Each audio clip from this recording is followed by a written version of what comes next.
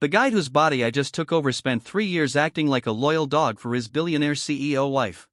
3 years. He cooked for her. He cleaned for her. He stood there and smiled while her family called him a freeloader, a parasite, a stray she should have left in the gutter. And then the moment her precious first love came crawling back from overseas, this idiot decided the noble thing to do was sign a divorce agreement and walk away with absolutely nothing. No money, no apartment, not even the watch on his own wrist. What a complete, breathtaking idiot. I know all of this the way you know the plot of a movie you've already seen because I have. In my old life, this was a novel I read at 3 o'clock in the morning screaming at the screen, "Why are you like this, you spineless fool?" And now somehow I'm wearing his face. I can feel the divorce pen still warm in his fingers. So the second I opened my eyes in this body, I did the one thing he never had the spine to do. I tore the agreement in half. Then in quarters, then I let the pieces flutter down onto the glass desk like very expensive confetti. Across from me, my wife, President Nari Han, 29 years old, cold enough to frost a window in summer, slowly looks up from the shredded paper. Her eyes are sharp, calculating, the eyes of a woman who has fired men twice her age before breakfast. Look at her staring at me. She's probably already deciding which security guard gets to break my legs. Go ahead, sweetheart. The second one of your thugs lays a finger on me, I leak the corporate audit file straight to the Tsong Group. Every shell company, every cooked number. By this time next month, your whole family empire is bankrupt. Your stock is toilet paper, and your darling first love is on a private jet out of the country with your little sister's dowry zipped into his carry-on. Don't worry though, when you've lost everything, I'll be generous. I'll buy you the cheapest earned money can buy. I lean back in the chair and stretch like a cat in the sun. This is the most relaxed I've felt in 2 lifetimes. President Han, I say out loud smiling lazily, if this ice queen wants me gone to make room for her childhood sweetheart, that's fine. I'm a reasonable man. Just approve my $5 billion compensation package and I'll have my bags packed by dinner. $5 billion. A number I picked specifically because it's insulting. And that's when Nari makes a sound I did not expect. It's small, strangled, like a woman who just walked into a glass door. You, her voice cracks. The unshakable CEO cracking. What did you just say? I blink. What's wrong with her? I run the last 10 seconds back in my head. I said the line about the compensation. The vase joke I kept inside. The audit files I kept inside. The urn, I definitely kept the urn inside. I didn't open my mouth for any of that. That was all in my own head. So, why is she looking at me like I just read her last will and testament out loud? Is she losing it? Did the stress finally crack her? Whatever, not my problem. If she doesn't sign by 5 o'clock, I'm taking her mother's favorite antique vase on the way out the door. Call it a tip. Nari flinches.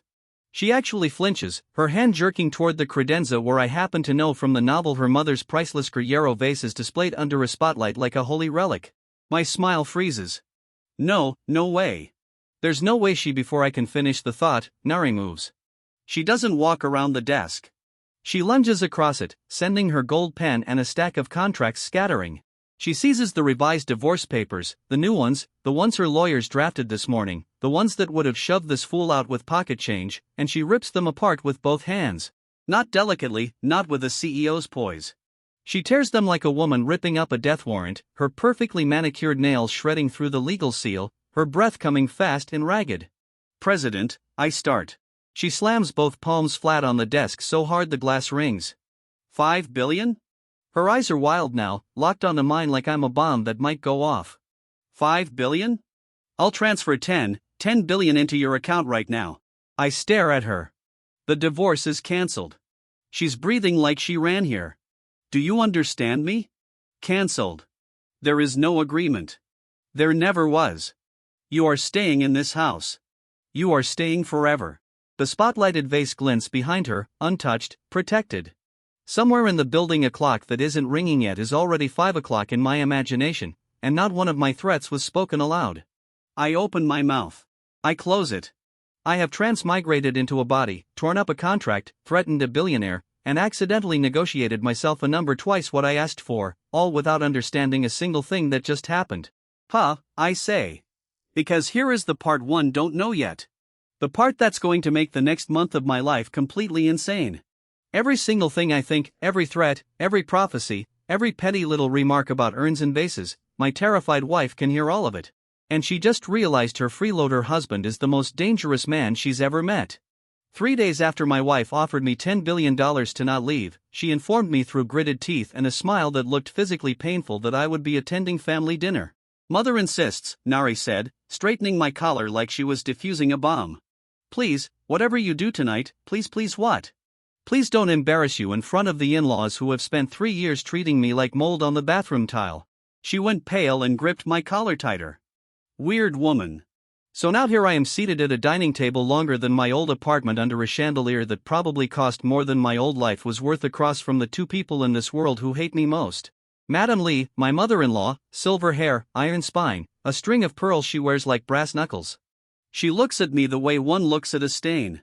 And Hannah, the bratty little sister-in-law, 22, dressed head to toe in things with logos. Scrolling her phone like my presence is a personal insult to her data plan. I still don't understand why he is at the table, Hannah says, not looking up. Didn't we finally get rid of him? Hannah, Nari's voice is a warning. What mean you Minjun is coming back into the country soon? He's even throwing a big welcome back party. He belongs at this table, not this leftover. Ah, yes, Minjun, the childhood sweetheart, everyone's favorite golden boy. I pick up my chopsticks and help myself to the short rib. It's excellent. $10 billion money buys very good short rib. Too bad none of you have any idea what your precious Minjun is actually here to do. Across the table, Madame Lee's teacup pauses halfway to her lips. He's not coming back for the cute little reunion. He's coming back to gut this family like a fish. First, he'll charm his way onto the company board. He's already got 2 of the older directors in his pocket. Then he goes for the family trust, the one with everyone's inheritance in it. The teacup is now frozen in midair. And Hannah, poor loud brand-obsessed Hannah. I glance at her chewing gum. That welcome back party she's so excited about, that's the trap. Minjun's going to get her alone, get her drunk, and have a photographer take a very embarrassing set of photos, the career-ending, family-shaming kind. Then he uses them to blackmail your mother into signing over her shares. He'll be smiling the whole time he does it. And little Hannah won't even see it coming because she thinks he's charming. The chopsticks slip out of Hannah's fingers. They clatter against the porcelain. The whole table goes silent. I look up. Something wrong? Hannah is staring at me, not with her usual disgust, with something closer to horror. Her gum is forgotten. Her phone is forgot. Brother-in-law, she whispers. I choke on my rice. What? I mean she lunges to her feet so fast her chair screeches. Your glass is empty. Let me water wine. We have a 1982 something. I'll get all 3. She's already scrambling toward the kitchen, then doubling back to refill my water with shaking hands, spilling half of it. Under her breath, white-faced, I'm never going to that party. I'm never drinking again. Oh my God, did the rich kid hit her head? Madame Lee sets her teacup down very, very carefully. When she looks at me, the stain in her eyes is gone. In its place is something I have only ever seen in war documentaries. Aiden, she says my name. She has never once used my name. You were saying about Minjun. I wasn't saying anything, old woman. I was eating your ribs. I didn't say anything, mother. She flinches at the word mother like it's a blessing. Whatever. They'll find out about Minjun the hard way, same as the novel. Not my circus. I reach for more short rib. Honestly, the only smart move would be to quietly move the trust into a protected account this week before Minjun gets his board seats and to make sure Hannah is never, ever alone with him at that party. But what do I know? I'm just the leftover. Madame Lee stands up. She walks the entire length of the table past her daughters, past the priceless plates, and stops directly behind my chair. Then she places both hands on my shoulders and begins very firmly to massage them. I freeze with a rib halfway to my mouth. Nari, Madame Lee says in a voice that could command an army. Why is your husband's plate not full? Why is his glass not topped? Is this how we treat the head of this household? Mother, Nari splutters. You will pamper this man. Madame Lee's grip on my shoulders is shockingly strong. You will treat him like the treasure he is. And Hannah, her eyes cut to her younger daughter, you will not attend that party. We will discuss the trust tonight privately. Already not going, Hannah squeaks, refilling my water again. Brother-in-law, is the rib okay? Should I get a different rib? A better rib? She adds, eyes huge and pleading. I look from the mother gripping my shoulders to the sister offering me a better rib to my wife who has her face in her hands and is whispering something that sounds like not them too, not them too. What I think very slowly is wrong with these people. All three of them flinch in perfect unison. I set down my chopsticks. I look at the empty seat at the end of the table, the place set for the golden boy who isn't here yet. The one who's coming to burn this family down without ever raising his voice. Enjoy your welcome back party while you can, Minjun, I think. And I see all three women lean in to catch every word. Because for some reason, this family is about to be a lot harder to kill than you planned. I have no idea why they're acting like this. I have no idea they can hear me. And I definitely don't know that somewhere across the city a man with a perfect smile just felt the first cold draft of a plan starting to go wrong. A week into my new life, I have reached a conclusion. My wife is running the most elaborate corporate manipulation scheme I have ever witnessed. It started the morning after the dinner. I woke up to breakfast in bed, not toast breakfast. Grilled abalone, fresh fruit cut into little flowers, a coffee made by a woman who, until recently, wouldn't have spit on me if I were on fire. Good morning, darling, Nari said, sitting on the edge of the bed in a silk robe, smiling so hard her cheek muscles trembled. Did you sleep well? Is the pillow firm enough? I can order softer ones. I can order anything. Oh, and there it is. I sipped the coffee. It was perfect, of course. Classic hostage negotiation. She thinks if she keeps me comfortable and confused, I won't run with the 10 billion. She's buying time while her lawyers find a loophole to claw the money back. Nari's smile spasmed. Nice try, Ice Queen. I've read enough business thrillers to see the play. You pamper me, you lower my guard. Then the moment I sign something domestic sounding, you've quietly relocked me into a prenup with no exit. I would never, Nari blurted. Never relock, I mean more coffee. See, she's not even denying it well. I decided right then on my strategy for the foreseeable future. I would let her. Look, I'm not an idiot. The previous owner of this body was an idiot. He gave love for free and got insults in return. But me, if a stunning billionaire wants to play doting wife to keep me from leaving and the price of admission is that I get to lie here eating abalone and accepting shoulder massages while I wait for my money to clear, I'm going to enjoy every single second of it. Bring on the lobster, I thought, stretching. I'm a kept man now. It's a beautiful life. Down the hall, I distinctly heard Nari hiss-get the lobster to a maid. Convenient. The sweet wife routine escalated daily. She started canceling meetings to sit beside me. She'd ask my opinion on the most random things, supplier contracts, port logistics, a hostile little tech firm sniffing around her shipping division. This is so transparent, I think, flipping through a documentary on her enormous TV. She's pretending to value my input so I feel important. Whatever, I'll play along. And then, because the firm she'd mentioned was a name I half remembered from the novel, though if I were her, I wouldn't touch that shipping deal. In the book, that's a front. Minjun seeds it with bad debt, then triggers a default that craters her stock. Real amateur trap. Obvious, honestly. Nari, sitting beside me knitting like a 1950s housewife, badly went rigid. She set down the needles, picked up her phone, and right there in front of me she dismantled it live. Kill the did you in shipping deal, she said, voice gone glacial. Yes, all of it today. And pull our exposure to anything Minjun's directors have touched in the last quarter quietly before close. A pause. I don't care about the penalty, do it. She hung up, set the phone down, and picked her knitting back up like she'd done nothing more dramatic than order tea. You just cancelled it, I said, surprised, just like that. Just like that, she agreed, eyes shining at me with an intensity that made me deeply uncomfortable. You're so wise, darling. I didn't say anything, woman. She flinches, recovered, and resumed her terrible knitting. I went back to my documentary. I probably overheard me muttering, not my problem, the lobster's getting cold. I would learn much later, far too late, that this was the exact moment Minjun's first real trap died in its crib.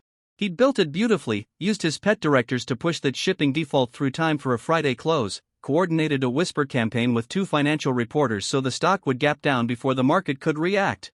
The novel always called it a foolproof opening gambit, except by Friday Nari had already unwound every position. The default hit empty air. The reporters had nothing to print. The stock didn't dip, it rose. Because she'd used the dead deal as cover to announce a logistics partnership that made her look like a visionary. Minjun actually showed up at her office that afternoon. Perfect smile, perfect suit, a bouquet of white lilies. Nari, he reportedly said, all wounded warmth, you don't return my calls after everything we were. And my Ice Queen wife, who I still assumed was just a paranoid woman running a hostage scheme on me, looked at him and said with a smile colder than the morgue. I'm a married woman, Director Cho, and my husband doesn't like white lilies. He says they look like funeral flowers. I had in fact thought exactly that 2 days earlier, staring at a delivery in the foyer, out loud to no one in an empty room, Minjun left without the smile. That night, Nari came home and did something new. She knelt by the couch where I was sprawled, took my hand in both of hers, and looked up at me like I was the answer to a prayer she didn't know she'd been saying. Was today a good day? She asked softly. Did you want for anything at all? God, she's laying it on thick. The loophole hunt must be going badly. I yawned. Relax, lady, I'm not running yet. The money hasn't even fully cleared. And honestly, I looked at the absurd spread of food, the woman holding my hand like treasure, the mother-in-law who now sends me daily fruit baskets. This gilded cage isn't half bad. I could ride this out for a while. Nari pressed my hand to her cheek, eyes closing in relief. I had no idea I just promised to stay. I had no idea she'd heard it. And I really had no idea that in 2 days a woman named Sara was about to walk back into my life and turn my comfortable little hostage situation into a war. The peace lasted exactly until Tuesday.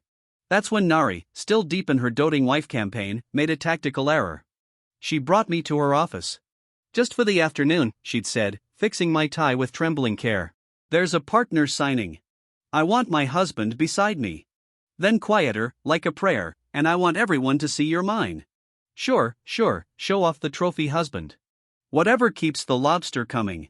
So there I was, lounging in a chair in her glass-walled boardroom, bored out of my mind, until the door opened and a woman walked in. And my whole brain lit up like a slot machine. Sora. Sora means CEO of Mineral Tech, 31, sharp as a blade and twice as elegant. The only person in this entire world I actually respect. Because, and this is the part nobody here knows, in my old life I built the foundation of her company. Late nights, whiteboard wars, 100 arguments that ended in brilliance. She's the one mind I never had to slow down for. And here she is, walking into my wife's boardroom like a memory I didn't expect to get back. President Han, Sora said, shaking Nari's hand. Then her eyes flicked to me curious, and you are? Oh, this is interesting, I thought, sitting up. Sora's company is exactly where I'd want to be. Real work, real challenge. None of this kept man nonsense. I looked at her, then at the contract on the table, my mind already racing 3 moves ahead. Honestly, the second my 5 billion clears, I should just take the money, walk out of this gilded cage and go partner with Sara, build something real. She's the only person here worth a damn, competent, sharp, doesn't need handling. With her I'd actually. The temperature in the room dropped about 40 degrees. I looked up. Nari was no longer smiling. The doting wife was gone. In her place stood something I hadn't seen since the day I tore up the divorce papers. President Han Nari, predator. And right now those predators' eyes were fixed on Sara Min like she was a hostile takeover that needed to be destroyed. Director Min, Nari said, and her voice could have frozen the harbor. How kind of you to come personally. Sara blinked, sensing the shift but not its source. Of course, we've been excited about this partnership, my husband, Nari interrupted, gliding over to my chair and sitting directly on its arm, draping herself across my shoulders. Was just telling me how dull the corporate world is. Weren't you, darling? I was telling you that in my head, you absolute lunatic. She pressed closer. He much prefers being home with me where he's adored. Sara's eyebrows climbed. The other executives suddenly found their documents very interesting. What is happening? I thought, frozen under my wife's death grip. Why does she look like she's about to declare war on a woman she just met? And then because the universe enjoys watching me suffer, I made it worse without saying a word. Sara always was the better strategist though, I thought wistfully, half remembering old victories. Smarter than anyone in this building. If I had to bet on one CEO in this room, Nari stood up so fast her chair rolled back and hit the wall.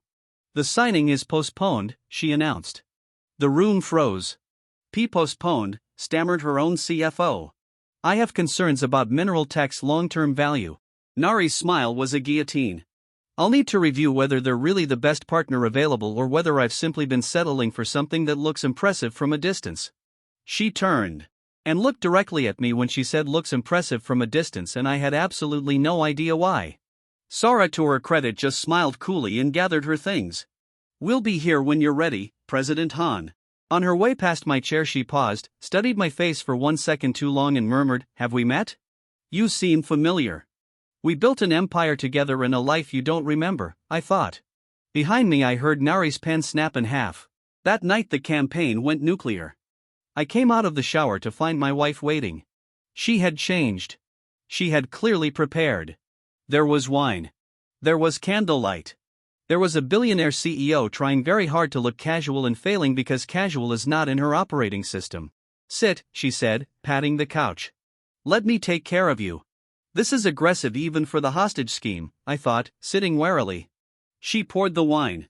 She fed me a piece of fruit by hand. She massaged my shoulders with the focus of a woman diffusing a bomb, occasionally muttering things under her breath like "better than her, and I have a tech division, too, and I could build something real." I could. "Are you okay?" I asked. "I'm a wonderful wife," Nari said fiercely, kneading my shoulders hard enough to bruise. "I'm competent. I'm brilliant. I am more than enough.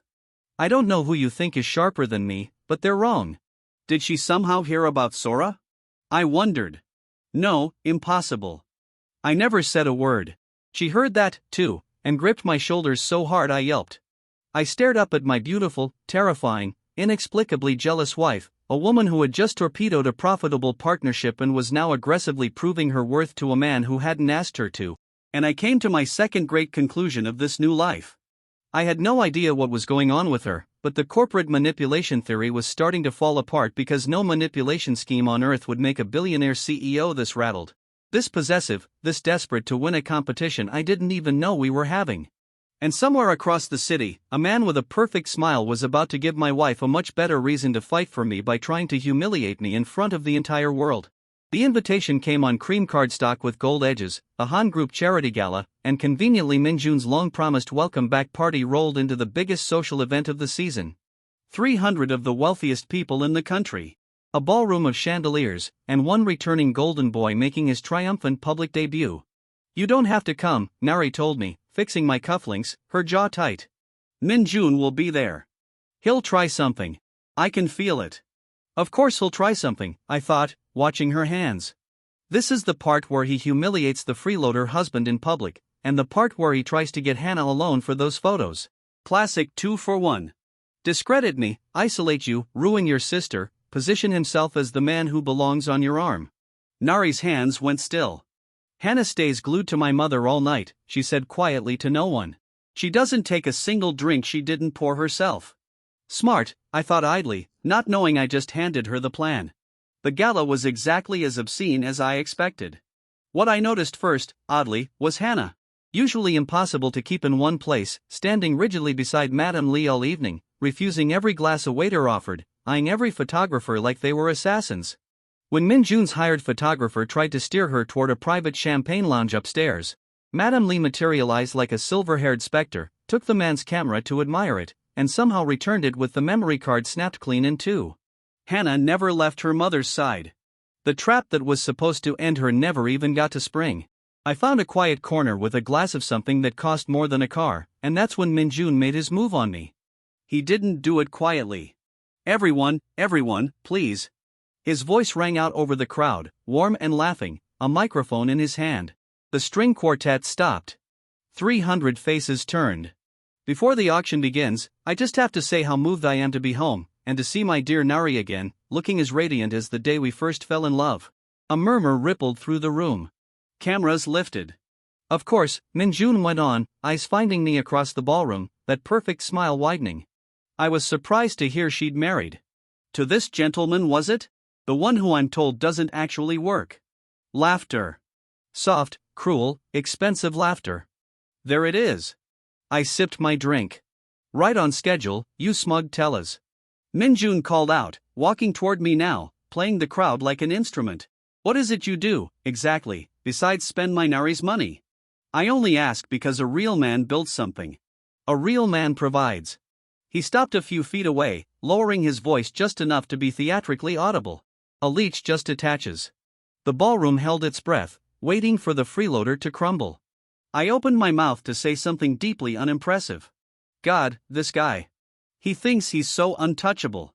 If only these people knew he's 3 months from a fraud indictment in his own scheme. The fake charity foundation he's donating through tonight, it's a money laundering shell. Half the men clapping for him are about to get subpoenaed. And the investment fund he's pitching at the bar, it's the same Ponzi structure that collapsed his company in Singapore. He didn't return home a hero. He fled here one step ahead of an Interpol notice. I never said a word of it out loud, but Nari heard every syllable. And Nari moved. She crossed the ballroom in heels like she was walking onto a battlefield, took the microphone from a startled waiter, and smiled at 300 of the richest people in the country. Director Cho is right, she said sweetly. A real man builds something, so let's talk about what Director Cho has built. Minjun's smile flickered. Let's start with the Haesung Charity Foundation, Nari continued, strolling toward him, the one collecting your generous donations tonight. Funny thing, my husband mentioned over breakfast that its registration documents don't match its banking structure. So, I had my people pull the filings this afternoon. She lifted her phone. It's a shell. Everything that flows in tonight flows straight out to 3 offshore accounts. Shall I read the account numbers, or would you prefer your guests keep their checkbooks closed? The laughter died. 300 faces swung toward Minjun, and the investment fund you've been quietly pitching at the bar. Nari's voice was honey over a blade. The one with the guaranteed returns? My husband says it has the exact structure of the fund that collapsed in Singapore 18 months ago. The one you ran. The one you left the country very quickly to escape. She tilted her head. Should we ask the gentleman from the financial regulator's office, yes, the one by the door, whether the name Cho Minjun is on any notices crossing his desk? A man near the entrance straightened, suddenly the center of attention. Minjun's face had gone gray. Nari, these are lies. I'm your first love. How can you're a fraud who came home to bankrupt my family and ruin my sister? Nari said, dropping the honey entirely, her voice ringing out cold and clear over the silent ballroom. Oh, and your little photographer. My mother has his camera, or what's left of it. She let that land. You made one mistake tonight, Director Cho. She walked back to me, slid her arm through mine, and faced the crowd with her chin high. You insulted my husband. In front of me, she looked up at me then. Not with the desperate, performed adoration of the last few weeks, but with something real and fierce and terrifying. This man, she announced to 300 witnesses, is worth more than every person in this room, including me, especially you. The cameras went insane. Minjun fled. He actually fled, pushing through the crowd, abandoning his perfect smile somewhere on the marble floor. I should have been gloating. The villain humiliated. The plot derailed. Hannah safe, everything going perfectly. Instead, I was staring down at my wife, who was still gripping my arm like she'd fight the whole room for me, and feeling something I had not planned to feel in this lifetime. She didn't have to do that, I thought dazed. She torched her own public image, picked a fight with 300 powerful people for me, the leftover, the freeloader. Nari's eyes softened hearing every word. And for the first time since I woke up in this body, my running monologue changed direction entirely. Okay, I thought looking at this ruthless, scheming, infuriating woman who'd just gone to war for me. She might be an annoying ice queen, but she's my annoying ice queen. And that scammer thought he could humiliate her family in front of me, Minjun. I'm going to ruin your entire life. Nari's breath caught, and somewhere in the wreckage of his escape the golden boy felt the ground shift because the freeloader he'd come to crush had just stopped playing defense. After the gala, the war stopped being a secret. Minjun, publicly humiliated and quietly terrified, did what cornered scammers always do. He got desperate. And a desperate Minjun threw traps faster than ever, which would have been frightening except for one small problem. My family had a cheat code. They just didn't tell me they had it. It became a routine. Every morning over breakfast, the 3 women of this household would arrange themselves around me with the focus of generals at a war table, and then they would simply wait for me to think. Darling, Nari would say, refilling my coffee, eyes locked on my face. Eat slowly. No rush. Take your time. Weird how she always wants me thinking out loud at breakfast. I'd muse buttering toast. Anyway, that bank loan Minjun's pushing through her credit division, it's a trap. He inflated the collateral. When it defaults, he triggers a cross-default clause that freezes her operating accounts. Sloppy work, honestly. Any decent auditor would catch the inflated appraisal in the second appendix. Across the table, Hannah would already be texting furiously. Nari would already be on the phone. Madam Lee would already be writing second appendix on a notepad and underlining it 3 times. Such a beautiful morning, Nari would chirp hanging up. Don't you think, darling? Did she even hear a word? I never mind? The lobster's getting cold. By lunch, Minjun's loan trap was dead, the inflated appraisal flagged to regulators, and his pet banker was updating his resume. This happened every single day. He set a trap with a supplier, dead by Tuesday. He tried to plant a smear story with a tabloid. Hannah, who apparently knew every gossip blogger in the city, had it killed and replaced with a glowing puff piece about the Han family's devoted son-in-law before lunch. He attempted a hostile share purchase through a proxy. Madam Lee bought the shares out from under him so fast the broker got whiplash. From Minjun's side it must have looked like sorcery. Every move countered before he finished making it. Every secret known before he spoke it. I can only imagine him alone in some dim office screaming at the ceiling, "HOW, how do they know?" He never once suspected the answer was a freeloader eating lobster who didn't know he was doing anything at all. The thing I did start to notice was Nari. The performance had changed. Somewhere between the gala and the third dismantled trap, the desperate brittle doting wife act becomes something else. She still pampered me. But now she also argued with me, brought me real problems, spread financial documents across the bed and asked what I saw, then watched my face like the answer was the most fascinating thing in the world. You think 3 moves ahead of everyone, she said one night almost accusing, staring at me over a spreadsheet. You knew about the cross-default clause before my own legal team did. Who are you? A guy who read the book your life is based on, I thought. But sure, let's go with brilliant. She didn't laugh. She couldn't admit she'd heard it. But her cheeks went pink and she looked at me for a long moment with an expression that was no longer fear and no longer strategy. It was the look of a woman realizing she actually likes her hostage. Huh, I thought watching her watch me. When she's not faking the sweet act, she's kind of sharp, funny even. The way she gutted that broker today was honestly impressive. Nari's pink deepened to red. She suddenly became very interested in the spreadsheet. I filed it away as a problem for later. Madam Lee meanwhile had stopped playing defense entirely. Defending against the snake is exhausting. She announced over dinner, stabbing a piece of beef like it owed her money. I'm tired of swatting his traps. I want him gone. I want him to wake up with nothing. I want his name to be a curse. Mother Nari sighed. I know a man, Madam Lee continued serenely, who knows a man who can make a person's bank account simply forget they exist. Legally, mostly legally. Aiden, she turned to me, eyes gleaming, if you wanted Minjun destroyed, truly destroyed, salt the earth destroyed, how would you do it? Hypothetically? Over dessert. Cute that she's asking. Well, hypothetically, I leaned back, easy. You don't chase his traps anymore, you bait one. You let him think he's found one weak spot, the family trust, and let him reach for it. The second his proxy signs to move that money, every transfer is timestamped, traced, and handed straight to the prosecutor who's already building the Singapore case. You don't fight the scammer. You hand him a rope and compliment the noose. Table went dead silent. Slowly, 3 women turned to look at me with identical expressions of awe. What? I said, why are you all looking at me like that? I didn't say anything.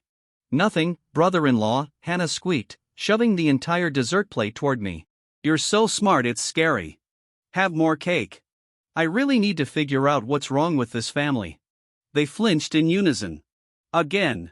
That night, I caught my reflection in the dark window of the study and had a quiet, unsettling realization. I'd come into this life with one plan: take the money, run to Sora, build something real, never look back. But I just spent 20 minutes happily designing the downfall of a man's entire existence for these people. For the bratty sister who now treated me like a deity. For the terrifying mother-in-law who sends me fruit. For my scheming, sharp-tongued, infuriating wife who torched her reputation in front of 300 people because someone insulted me. When had I'm taking my money and running turned into we're going to ruin Minjun together? When had it become we? I didn't have an answer. But across the city, the golden boy was about to make his final, most desperate gamble. One that would either save him or hand my family the rope to hang him with. Minjun took the bait exactly the way I said he would. We didn't even have to chase him. Desperate men don't need chasing. They walk into the open door themselves.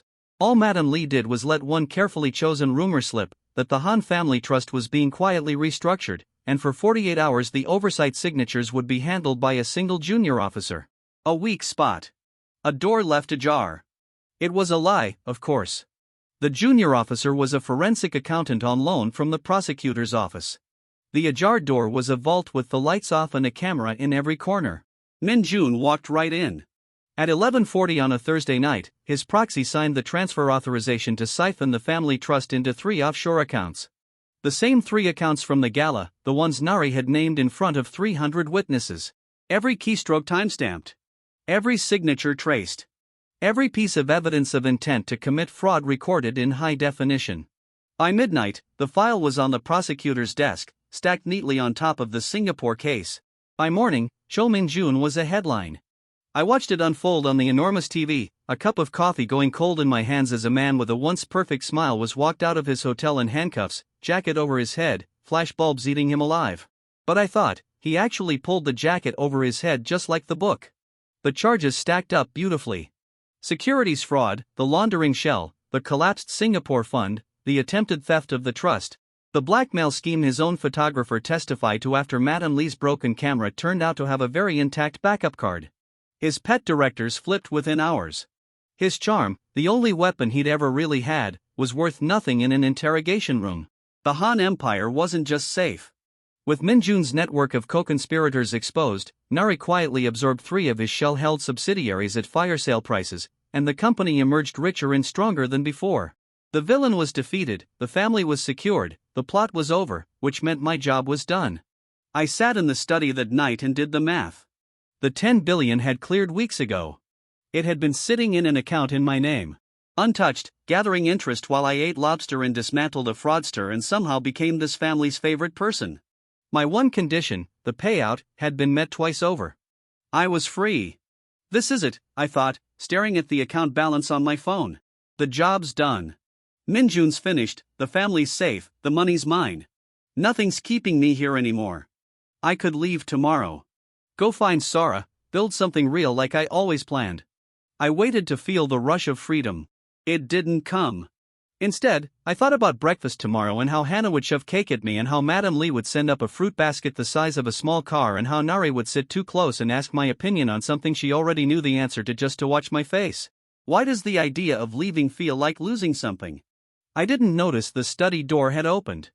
I didn't notice Nari standing there frozen, listening to every word of a thought I believed was private.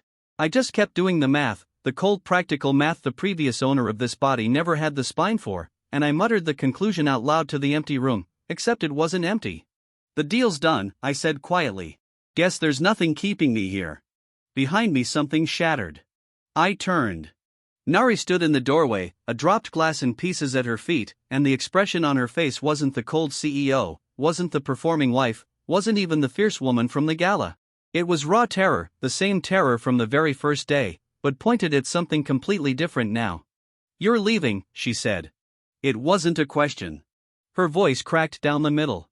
You got your money, you fixed everything, and now you're going to go to her. How does she always don't? She crossed the room, glass crunching under her heels, and grabbed the front of my shirt with both hands like she could physically hold me in this life. Don't you dare. I know you think about her. I know I've always known every time you think about taking that money and walking out to go build something with Sara. I have to sit there and smile and pretend I can't. She stopped. The room went very, very still. I looked down at the woman gripping my shirt, at the tears she was furiously trying not to let fall, at the impossible sentence she had just started and couldn't finish. Pretend you can't what? I said slowly. Nari's eyes went wide. The blood drained from her face. She'd said too much. After all these weeks of flinching and chirping and changing the subject, she'd finally in a moment of pure panic let it slip. And every strange thing that had happened since the day I woke up in this body, the impossible breakfasts, the cancelled deals, the synchronized flinches, the way she always seemed to know exactly what I was thinking, all of it suddenly clicked into place like a vault door closing. Nari, I said, my voice dangerously calm, the cynical strategist fully awake now. Can you hear my thoughts? She didn't answer. She didn't have to. The terror on her face was the only confirmation I needed.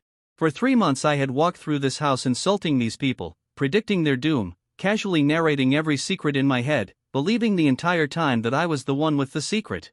I started to laugh. I couldn't help it. All this time, I said, all this time you could hear everything. Every threat, every spoiler, every time I called your mother terrifying and your sister a brat. My laugh died into something quieter, sharper, more dangerous, and considerably more interesting. And every time I thought about leaving, Nari flinches. I looked at my wife, my brilliant, scheming, terrified wife who had heard the inside of my head for 3 months and chosen, every single day, to keep me anyway. And I smiled the way I had on the very first day when I tore up a divorce agreement and changed both our lives. Well, I said, now this is interesting. Knowing my wife could hear my every thought changed the game completely. For her, it was a catastrophe. For me, it was the most fun I'd had in 2 lifetimes. The morning after the reveal, I tested it. I sat across from Nari at breakfast, looked her dead in the eye, and thought very deliberately. I wonder if I should take the 10 billion and book a one-way flight to Sora's office today. Nari's coffee cup shattered in her hand. Just kidding. She glared at me with the fury of a woman who has just realized her opponent now holds the same weapon she's been cheating with for 3 months. That was cruel. That, I said, smiling, was payback for 3 months of synchronized flinching. Do you have any idea how unsettling that was? But here's what I didn't say out loud, what I let her hear instead, quiet and honest under the teasing. You could have thrown me out the first day. You heard every awful thing I thought, and you kept me anyway. That means something. I just haven't decided what yet. Nari went very still, then very pink. Then she stabbed her eggs and refused to look at me, which I was starting to recognize as her version of a love letter. The trouble was, Nari did not trust a good thing to last. She'd spent 3 months living in terror that I'd leave, and the fact that I now knew she could hear me didn't soothe her. It made her more desperate, because now she couldn't even hide the panic. So, she started scheming, openly, badly, adorably. First came the assets. A lawyer happened to visit with a stack of documents, a full marital merger, joint ownership of everything, structured so that leaving would cost me more than the 10 billion I'd walk away with. Nari, I thought, flipping through it, this merger is designed so I lose money if I divorce you. Is it? She said innocently, I hadn't noticed. You drafted it. I delegated it. She absolutely drafted it. Sign on page 4, darling. Then came the bigger trap. I noticed it because I notice everything now, the way she'd gone quiet, the calendar she kept checking, the doctor's appointment she scheduled and then rescheduled. The particular kind of nervous energy she radiated one evening when she sat me down with 2 glasses of wine and that specific look in her eye. Oh, I thought, the strategist in me clicking through the pieces. Oh, she's going to try to. Nari froze, wine halfway to her lips, caught red-handed by my own brain. For a long moment, we just looked at each other. Her mortified, me putting the final piece in place. You were going to trap me, I said slowly, with a baby. I prefer permanent partnership initiative, she said weakly. I should have been horrified.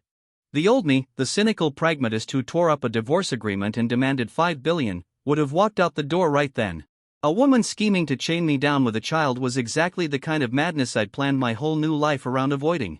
Instead, I started laughing because somewhere in the last 3 months, between the lobster and the dismantled traps and the gala and the synchronized flinches, I had fallen for exactly this. Her ruthlessness, her scheming, the fact that this brilliant, terrifying woman who could have anyone had decided she would rather commit elaborate corporate fraud against the institution of marriage than lose me. You don't have to trap me, I said. Nari blinked. What? I let her hear it directly, no filter, the truest thing in my head. I'm not going anywhere.